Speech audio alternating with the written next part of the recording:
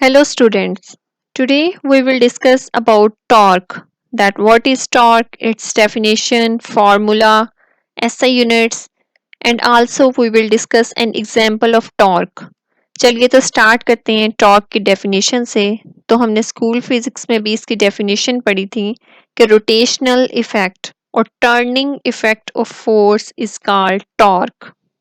जब किसी बॉडी पर फोर्स लगती है तो इस फोर्स के उस बॉडी पर बहुत से इफ़ेक्ट्स हो सकते हैं। यहाँ पर सिर्फ अंडरस्टैंडिंग के लिए हम कुछ इफ़ेक्ट्स को डिस्कस कर लेते हैं। फॉर एग्जांपल जब किसी बॉडी पर फोर्स लगती है तो वो बॉडी अगर रेस्ट पर है तो उसको मूव कर सकती है फोर्स। तो अगर मूव कर रही है तो वो उसकी स्पीड को बढ़ा सकती है या कम करने के लिए यूज़ हो सकती है वो फोर्स। इसके अलावा फोर्स का इफेक्ट होता है कि अगर बॉडी मूव कर रही है तो उसको स्टॉप करने के लिए भी इफ फोर्स का इफेक्ट हो सकता है।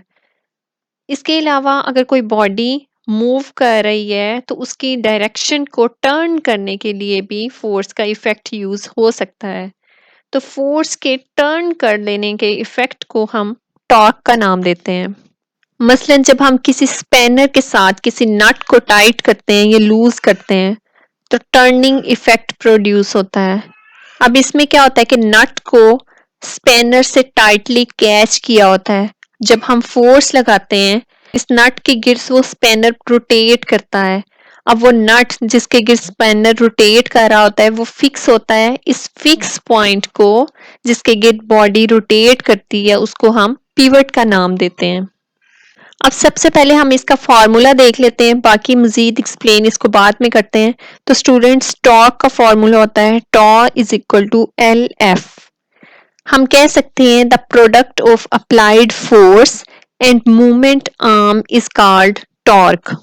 अप्लाइड फोर्स मतलब वो फोर्स जो हम उस बॉडी पर अप्लाई कर रहे हैं जिसकी वजह से वो बॉडी रोटेट करती है। और मूवमेंट आर्म पिवट यानी फिक्स पॉइंट से उस पॉइंट तक का डिस्टेंस होता है जिस पर हम फोर्स लगा रहे हैं। मसलन पिक्चर में पॉइंट ओ पिवट है और पॉइंट पी पर हम फोर्स लगा रहे हैं तो ओ से पॉइंट पी तक का फासला मूवमेंट आर्म होगा। अब अगर हम फॉर्मूले को फिर से देखें तो पता चलता है कि अगर ये फासला यानी मूवमेंट आर्म ज्यादा हो तो टॉर्क भी ज्यादा होगा। अगर ये फासला यानी मूवमेंट आर्म कम हो तो टॉर्क भी कम होगा, मतलब कि कम रोटेट करेगी बॉडी। और दूसरी चीज जिस पर टॉर्क डिपेंड करता है वो है फोर्स। तो अगर फोर्स ज्यादा लगे तो टर्निंग इफेक्ट मतलब टॉर्क भी ज्यादा होगा। अगर फोर्स डिक्रीज हो तो टॉर्क विल आल्सो डिक्रीज। अब देखते हैं कि अगर मूवमेंट आर्म जीरो हो तो मूवमेंट आर्म सिफर है तो मतलब पॉइंट ओ पर ही फोर्स लग रही है, यानी फोर्स वाले पॉइंट और ओ पॉइंट के दरमियान कोई फासला नहीं, फासला जीरो है। तो फिर जाहिर है tau is equal to L F होता है। तो सिफर डिस्टेंस है तो tau is equal to zero into F. तो मूवमेंट आर्म जब सिफर है तो फोर्स से मल्टीप्लाई होगा तो torque will be equal to zero. अब टॉर्क के यूनिट्स देख लेते हैं, एसआई यूनिट्स। तो टॉर्क का फार्मूला होता है tau is equal to L into F. L क्या था? मूवमेंट आर्म यानी पॉइंट ओ से पी तक का डिस्टेंस। तो डिस्टेंस का ऐसा यूनिट होता है मीटर और फोर्स है, फोर्स का ऐसा यूनिट होता है न्यूटन। तो टॉर्क के ऐसा यूनिट्स होंगे न्यूटन मीटर। अब फर्ज करें कि एक रिजिड बॉडी है। रिजिड बॉडी है मतलब ऐसी बॉडी जिसके सारे पॉइंट्स अपनी जगह पर फिक्स हैं, मतलब जिस बॉडी की शेप चेंज नहीं हो सकती उसको हम रिजिड बॉडी कहते हैं। यहाँ पर हम ओवल शेप की एक रिजिड बॉडी ले लेते हैं। अब ये बॉडी पॉइंट ओ पर फिक्स है, यानी पॉइंट ओ के गिर्द रोटेट कर सकती है। अब फर्ज करें कि पॉइंट पी पर एक फोर्स एफ लग रही है तो ओ से पी तक की लाइन को हम इस पॉइंट का पोजीशन वेक्टर कहेंगे और इसको हम मूवमेंट आर्म भी कह सकते हैं।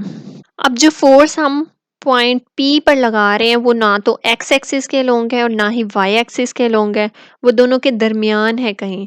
तो सबसे पहले हम इस फोर्स को एक्स और वाई कंपोनेंट्स में रिजॉल्व कर लेते हैं।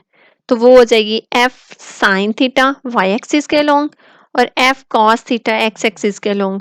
अब एफ कॉस थीटा के सामने वाली लाइन को भी मैं एफ कॉस थीटा का नाम दे रही हूँ और इसकी इक्वल मैग्नीट्यूड रख रही हूँ, और एफ साइन थीटा के सामने वाली लाइन को एफ साइन थीटा का नाम दे रही हूँ।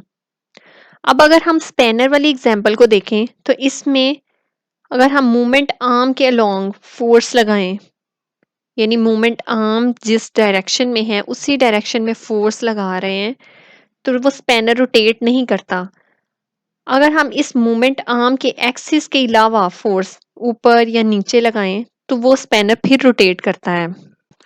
मतलब फोर्स का जो कंपोनेंट मूवमेंट आर्म के अलोंग होता है उसका बॉडी पर कोई इफेक्ट नहीं होता, उसकी वजह से बॉडी रोटेट नहीं करती। तो इस रिजिड बॉडी वाले केस में F cos theta movement arm के अलोंग है तो इसका इफेक्ट जीरो होगा। तो सिर्फ एफ साइन थीटा जो वाई एक्सिस वाला इसका कंपोनेंट है उसकी वजह से बॉडी टर्न करेगी। तो tau is equal to are into F sine theta, cos theta की जगह जीरो पुट करेंगे।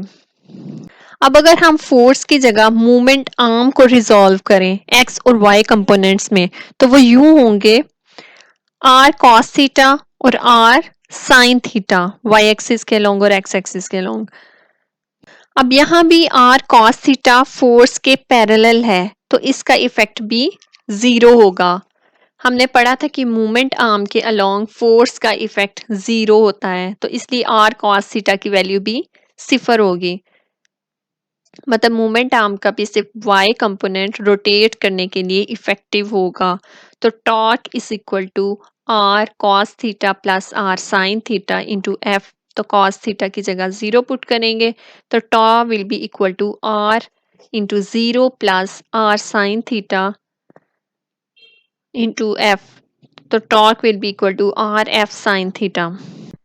मतलब कि हम फोर्स को रिजॉल्व करें या मूवमेंट आर्म को, दोनों सूरतों में हमारे पास रिजल्ट सेम आता है, यानी आर एफ साइन थीटा। हमने दो तरह की मल्टीप्लिकेशन पढ़ी थी वेक्टर्स की, मसलन ए और बी को मल्टीप्लाई किया तो स्केलर प्रोडक्ट में आंसर आया A B cos of theta, और वेक्टर प्रोडक्ट में हमारे पास आंसर आया A B sine of theta.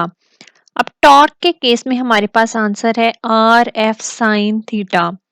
मतलब आर और एफ का क्रॉस प्रोडक्ट लें तो आर एफ साइन थीटा आता है। तो आर एफ साइन थीटा को हम क्रॉस प्रोडक्ट की फॉर्म में भी लिख सकते हैं, जैसे tau is equal to r cross F. R F sine theta तो इसकी मैग्नीट्यूड थी। अब डायरेक्शन के लिए हम साथ एन यूनिट वेक्टर लिखते हैं। तो एन यूनिट वेक्टर की डायरेक्शन आपको पता है क्या होती है। एन यूनिट वेक्टर की डायरेक्शन उस प्लेन के जिस पर एफ और आर दोनों वेक्टर्स होते हैं उसके परपेंडिकुलर होती है, और वो हम आर को वेक्टर एफ की तरफ अपने राइट हैंड की फिंगर से रोटेट करेंगे और थंब को बाहर की तरफ रखेंगे। तो थंब की डायरेक्शन जो है वो एन यूनिट वेक्टर की डायरेक्शन को शो करेगी। हम किसी भी बॉडी पर अगर फोर्स लगाएं तो इसमें एक्सेलरेशन प्रोड्यूस होता है। अब अगर फोर्स की वजह से किसी बॉडी में रोटेशन प्रोड्यूस होती है तो उसको हम टॉर्क कहते हैं। जैसे F is equal to m a होता है, इसमें अगर एक्सेलरेशन जीरो है मतलब बॉडी अगर रेस्ट पर है या यूनिफॉर्म वेलोसिटी से मूव कर रही है तो फोर्स की वैल्यू भी जीरो होगी। जैसे F is equal to m a होता है तो F is equal to m into zero अगर एक्सेलरेशन जीरो है। एक्सेलरेशन दो सूरतों में जीरो होता है, जब बॉडी रेस्ट पर हो या यूनिफॉर्म वेलोसिटी से मूव कर रही हो। इसी तरह अगर कोई बॉडी रेस्ट पर है या यूनिफॉर्म एंगुलर वेलोसिटी से रोटेट कर रही है तो इसका एंगुलर एक्सेलरेशन सिफर होगा। तो जब एंगुलर एक्सेलरेशन सिफर है तो फोर्स भी सिफर होगी। तो F is equal to zero, और टॉर्क का फार्मूला होता है tau is equal to R F sine theta N unit vector. तो जब F जीरो है तो tau will be equal to are into zero sine theta N unit vector. तो zero जब मल्टीप्लाई होगा तो torque is will be equal to zero. मतलब जब बॉडी रेस्ट पर हो या यूनिफॉर्म एंगुलर वेलोसिटी से रोटेट कर रही हो तो टॉर्क सिफर होगा। उम्मीद है कि लेक्चर की समझ आ गई होगी। अब इस टॉपिक पर अगर कोई कंफ्यूजन है तो आप कमेंट सेक्शन में पूछ सकते हैं। मिलते हैं नेक्स्ट लेक्चर के साथ। अल्लाह हाफिज।